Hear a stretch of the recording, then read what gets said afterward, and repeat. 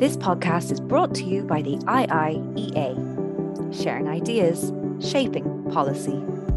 My name is Barry Colfer, and I'm the Director of Research here at the Institute of International and European Affairs in Dublin. I'm delighted to welcome those of you who are here in person and also those who are here online. And I'm pointing over here because I was recently told I always pointed up here to welcome those who are joining online, but that's actually a light. So pointing at those at home, it's lovely to have you here. And for those who braved the weather today for posterity, because of course all of our events are recorded.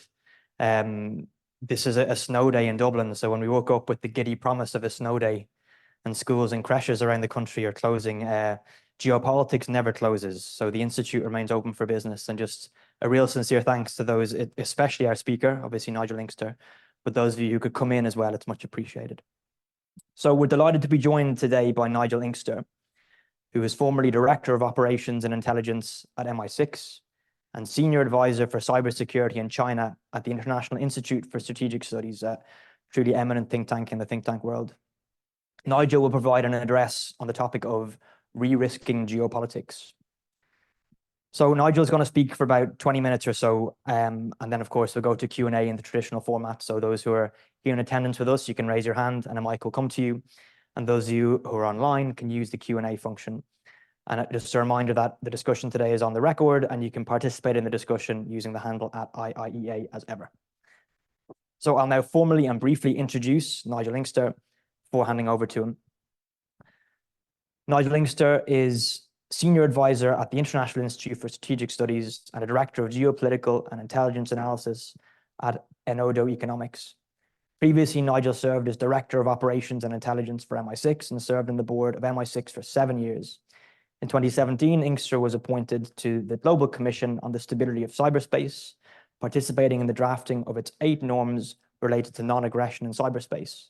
The author of the Great Decoupling, China, America, and the Struggle for Technological Supremacy in China's Cyber Power. Nigel's lifelong fascination with China started when he studied the language and culture at Oxford. I'm also delighted to say on the way up, Nigel told me he's currently listening to Ulysses, which we all know it's one of the great ways to access Joyce is to listen to him. So this is also a visceral experience for Nigel because he's in the middle of Joyce in Dublin, obviously, we're making this address. So Nigel, great to have you here. I invite you to the podium.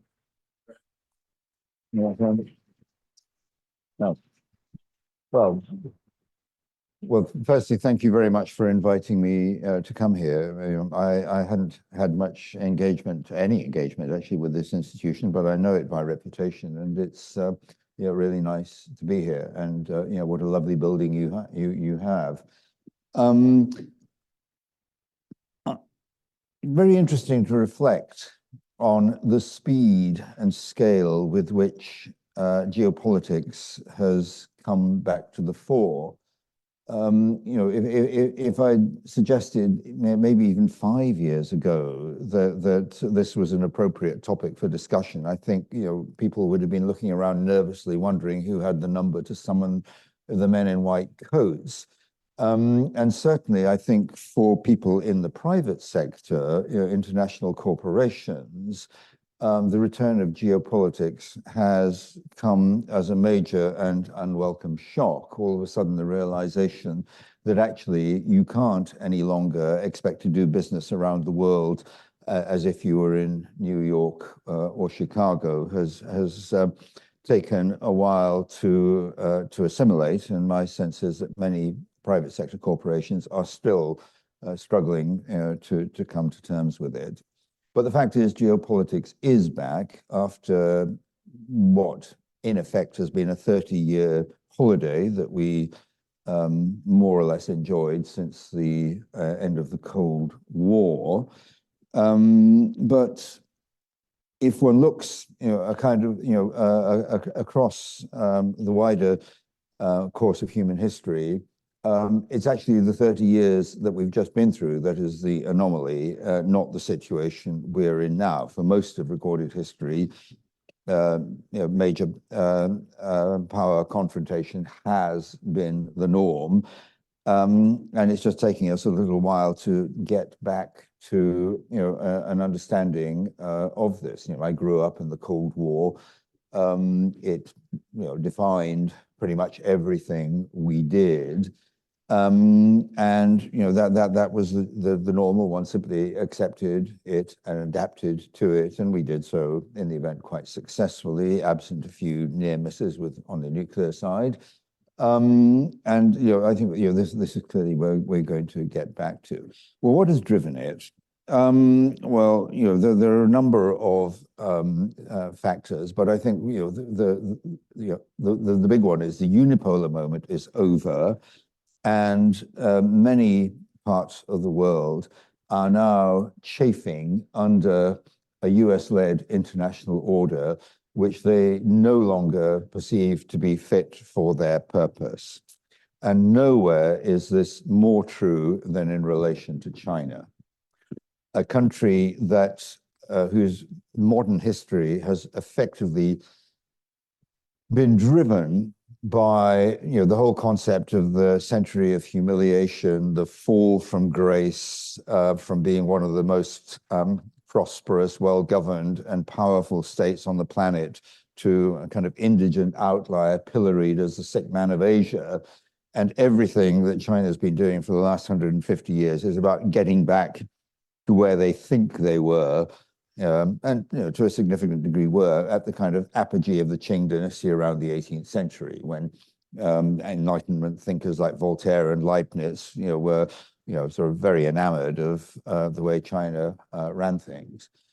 And this has gone through various phases. The establishment of the People's Republic, the chaos of the Mao years, the Cultural Revolution, then finally blinking into daylight and deciding that the thing they had to do was to develop their economy. And pretty much from, I think, 1978 to 2008, that's 30 years, if my maths is not out, we had a China that appeared very much to be a status quo power that effectively did not have a foreign policy beyond doing the minimum necessary to ensure the conditions for economic development. Quite happy to free ride on US supplied security goods, and really not a challenge. Well, what has changed? Essentially, I think there always were cracks in the relationship between China and the United States, pretty much from the start. But it has progressively become more difficult, to paper them over. I think 2008 was a critical turning point.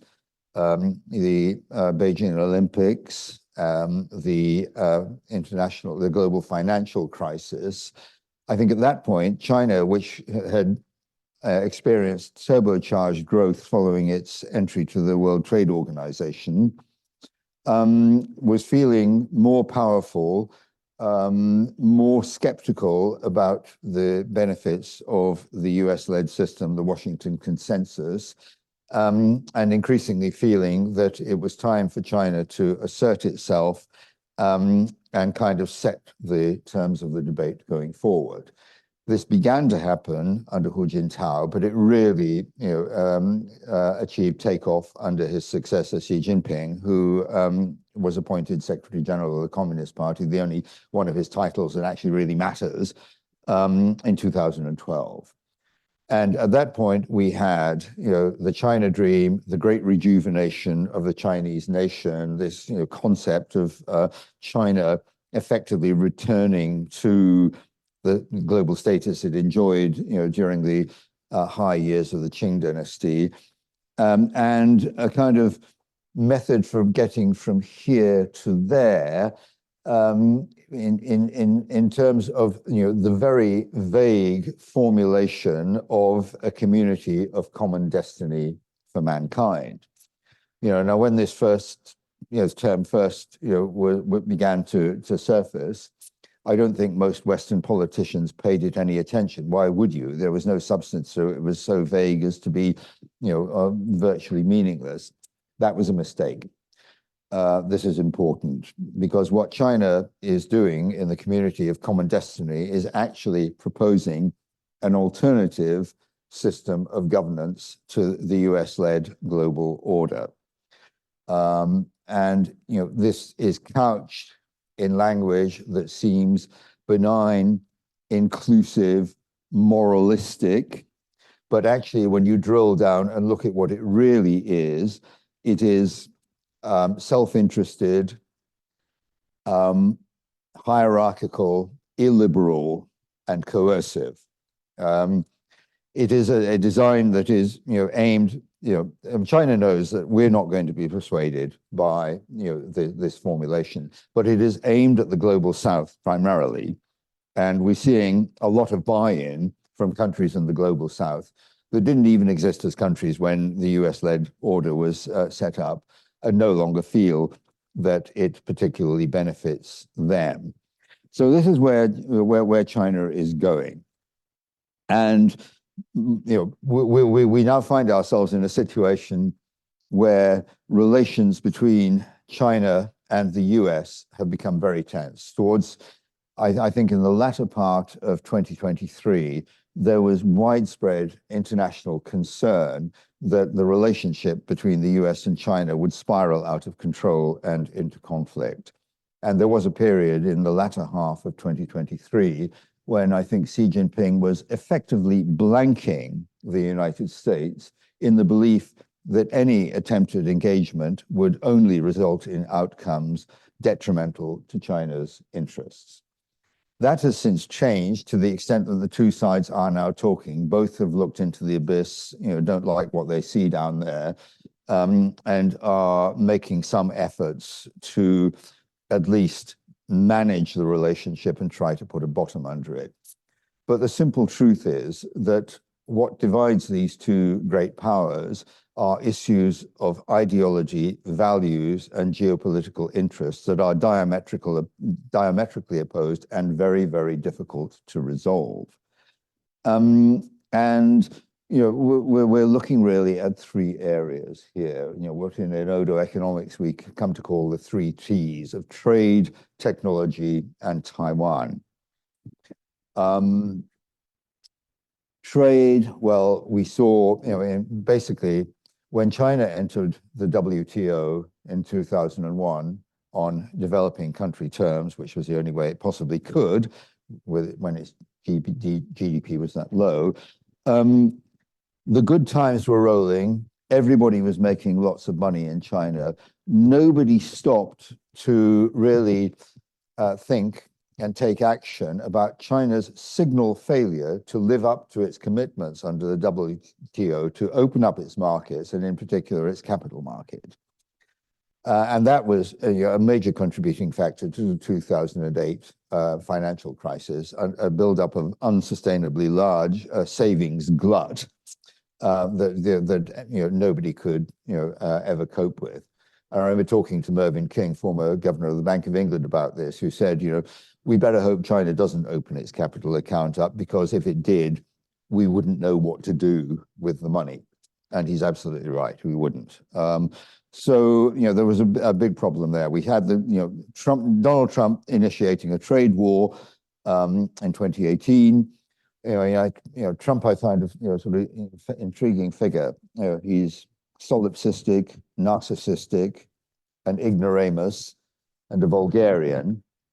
But he's not stupid, and I think his instincts on China, although it was really a case of Trump arriving at the right answer for the wrong reason. He's a mercantilist. He sees international trade in zero-sum terms, and he persuaded himself that the US was being ripped off by China, and actually, in many respects, he was not wrong.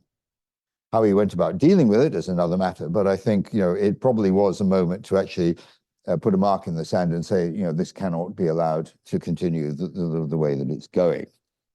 And actually now, I think it's clear that China is looking to develop an alternative global trading system that is very much based on interaction with the global South.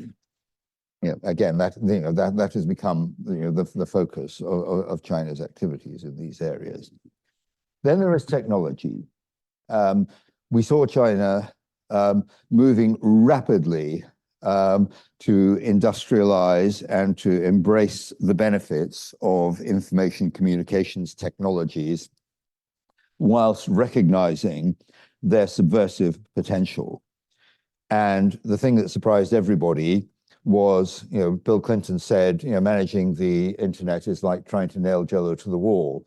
Well, the Chinese have managed to nail a lot of Jello to the wall and have really actually, managed to tame the internet to the point where they can't stop people from saying things they don't like, but they can damn well know who's saying them when, and they can come after them as and when it suits their purposes.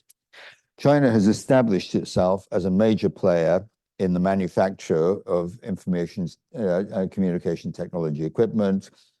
Major US corporations like Apple, Nvidia, Qualcomm derive a huge percentage of their annual revenue from trade with China and from manufacture in China, saving on costs. I think Qualcomm derives about something between 40 and 50% of its total revenue from China. It's really quite amazing.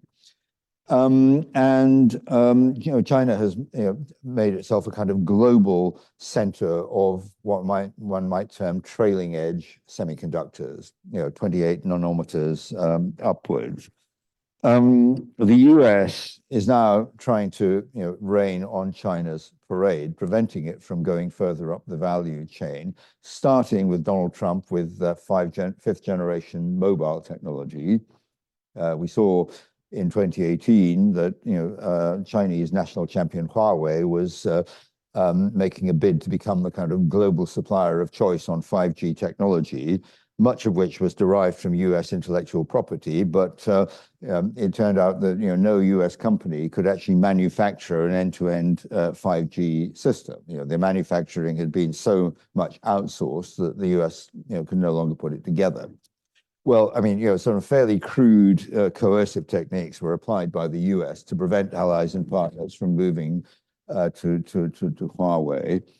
And under Biden, we've seen an intensification of that policy under the so-called Sullivan Doctrine, Jake Sullivan's speech in 2022 to Eric Schmidt's Special Competitive Studies project, where he said, up until now, we've been content to just stay a couple of generations ahead in these technologies, but some of them are now so critical to national security interests that we have to establish as large a lead as possible. And this has been followed up by a fairly swingeing embargo on the sale of advanced semiconductors and the equipment for making them to China. And this is hurting, but at the same time, it's also paradoxically incentivizing China to double down on indigenous innovation. Most Chinese corporations in this game up until now wanted to have American technology because it was better, more advanced, more reliable. Now they find themselves at risk of being deprived of it. Their only alternative is to turn to Chinese suppliers. And we're now beginning to see, the sort of positive interaction between, design, implementation, feedback, which is, critical for, moving up the value chain. So I think most of us in the, who occupy that sort of interesting niche between China and technology, take the view that the US is not going to be able to, keep China down long term. The best they can hope to do is to kind of buy a decent interval to get themselves in a better position than they currently are in terms of diminishing reliance on Chinese manufacturing. And then the third T is Taiwan. An irredentist issue for China. Xi Jinping has said that the great rejuvenation of the Chinese nation cannot take place until national reunification has been achieved. Problem with that is that over the years, Taiwan has not been moving closer to China, it's been moving further away. And poll after poll indicates that more and more Taiwanese identify as Taiwanese and not Chinese, as was true of their parents, many of whom came with Chiang Kai-shek at the end of the Chinese Civil War. Taiwan occupies a particular strategic situation as part of the first island chain, which China sees as something that boxes it in. and which the United States sees as critical to maintaining its domination of the Western Pacific. And Taiwan is also through the Taiwan Semiconductor Manufacturing Corporation, the producer of about 50% of the world's semiconductors and about 90% of the world's most advanced semiconductors. We're talking here, 9, 7, 5, 3, soon to be 2 nanometers. Pretty soon we're going to hit the subatomic level, and then that's going to get very interesting. So Taiwan, is important. The Taiwanese talk about the Silicon Shield, TSMC. I've never been particularly persuaded by that argument, but it's one that has had currency. And the worry is if China cannot achieve reunification by peaceful means, that it might feel it has no alternative but to pursue reunification through non-peaceful means. In Enodo Economics, we monitor this on a monthly basis using traditional classic intelligence analysis methodology. And at the moment, we reckon that the likelihoods 3 to 6 months of the use of military force is pretty low, about 15%. But that could change very easily and quickly under certain circumstances, particularly because since 2019, 2020, the United States under Trump, but also under Biden, has put pressure on China over Taiwan by increasing engagement, increasing defense sales, and generally just getting much more involved in dealings with Taiwan. The US position on intervening in the Taiwan Straits in the event of conflict has been one of strategic ambiguity, neither saying they would nor they wouldn't. But Joseph Biden in the last 2 years has at least 4 times, to my recollection, said that the US would intervene, even though on every occasion his officials have walked it back. I think when somebody said something 4 times, you kind of have to suspect that they might actually mean it. And this probably is the flashpoint that could most easily ignite between these 2 major powers, with consequences. I was tempted to say unpredictable, but they're not unpredictable. Actually, they're all too horribly predictable, and are likely to result in major discontinuities and interruptions of global supply chains that some estimates have put at $10 trillion, just kind of for starters. And as we all know, when it comes to armed conflict, it is very rarely, if ever, over by Christmas.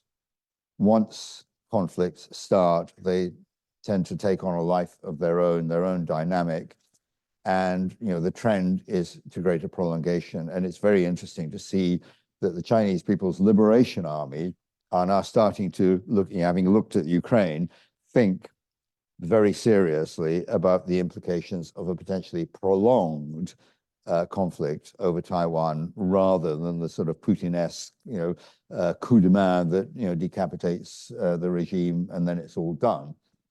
So, we have this situation which kind of, in a sense, I always say when it comes to global actors in today's world, a country like Russia is the weather, but a country like China is the climate. And I think the contestation with the potential to lapse into conflict between the US and China is probably the most consequential factor shaping today's geopolitics. And I find it very interesting, and I'm sure some of you will have been to the United States, talking to people in the security sort of sector writ large. There is an almost fatalistic assumption that at some point soon the US and China are going to go to war. It is that serious. So this shapes everything, and it has consequences for other disruptive actors who we are now seeing. The obvious one being Russia. We've seen this bromance between Vladimir Putin and Xi Jinping developing over the years. When Xi Jinping went last year to see Putin, I think for his birthday, no one else would go and celebrate Putin's birthday, but Xi Jinping will. Two Billy no-mates getting together. Xi's parting words to Putin were, we're seeing changes that have not happened for the last 100 years, and we are the ones who are making them. And just as China chafes under the US-led system and aspires to change it, so too does Vladimir Putin. And there can be no doubt in my mind that Putin's activities have very much been enabled and encouraged by the relationship that has developed with China, with Xi Jinping, even if, as is clearly the case, it leaves Russia as the junior partner in the relationship. And a lot of people in Russia aren't happy about that, but that's kind of the way it is. And I remember when the Ukraine invasion kicked off, Joseph Borrell jumped to his feet and said, China must intervene with Russia to stop this, which I think was a very silly thing for Borrell to say. He of all people should have known better, that there was no way China was going to do this. China has made its choices, and it's quite clear that it will stick by Russia pretty much through thick and thin. Although in China's defense, it has clearly intervened with Putin to say no nukes. That much I think we can be reasonably confident of, but anything else really. And I mean, nobody will ever know whether Xi Jinping knew that Putin was about to launch this invasion of Ukraine. The jury really is out. I suspect if Xi Jinping was told, he was given, so to speak, the Prozac version. It'll be a quick coup de main, 3 days tops, and you won't notice, you won't see the join. That's probably what he was told. And clearly China's disconcerted about the way things have played out, but they're not going to change their position. Similarly, other malign actors are being emboldened. Iran, North Korea.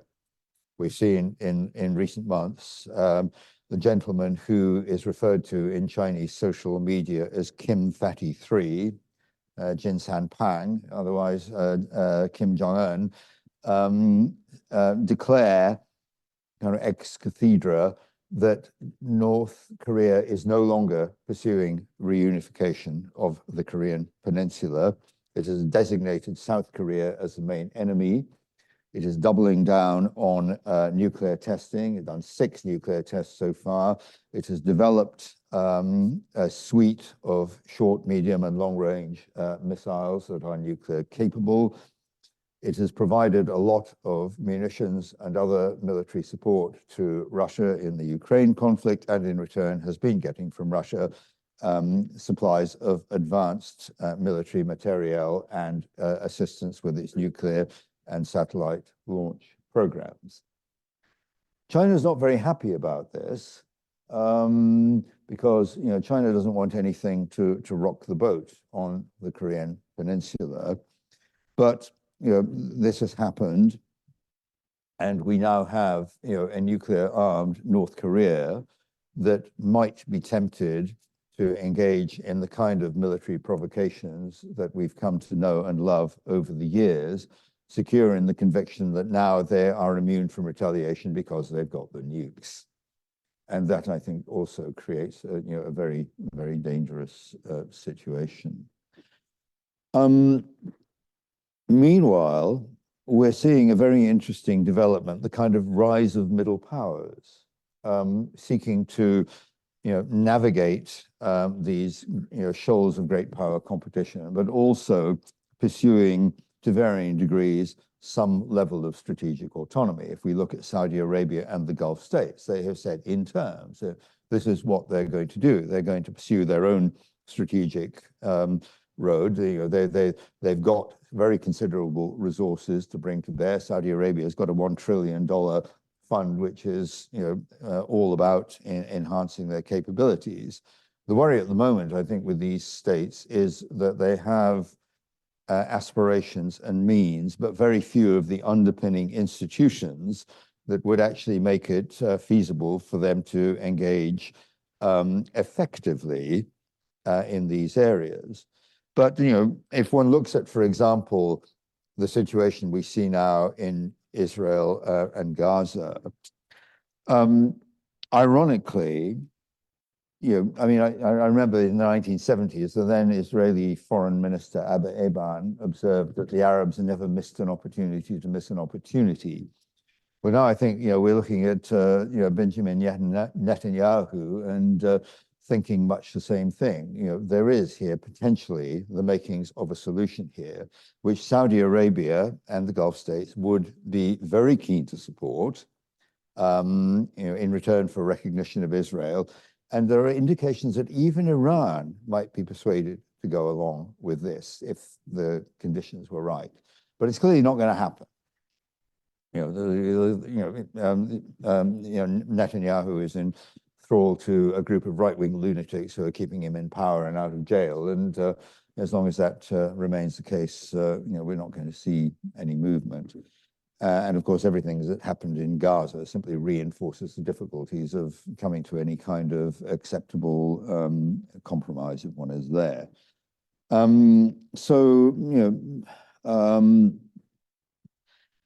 This comes at a time when the United States, now no longer dependent upon Middle Eastern oil supplies, effectively energy, not just energy self-sufficient, but now an exporter of energy.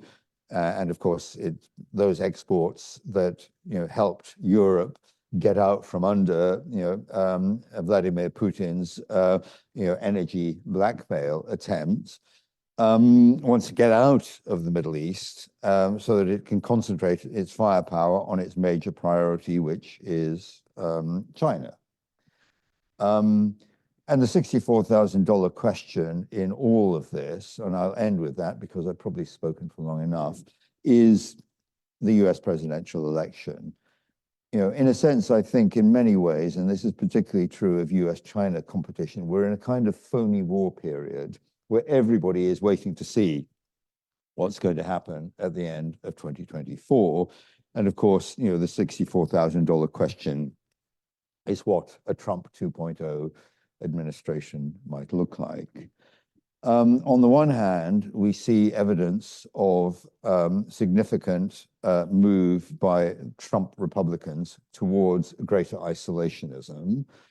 On the other hand, the names that are being now bandied about as possible China team for a Trump 2.0 administration seem to consist entirely of China hawks, people like Elbridge Colby, who take the view that the United States must henceforth focus all its firepower on the main threat, which is China, at the expense of all other US commitments. And that, of course, includes NATO, which Donald Trump has repeatedly said he wants to withdraw from.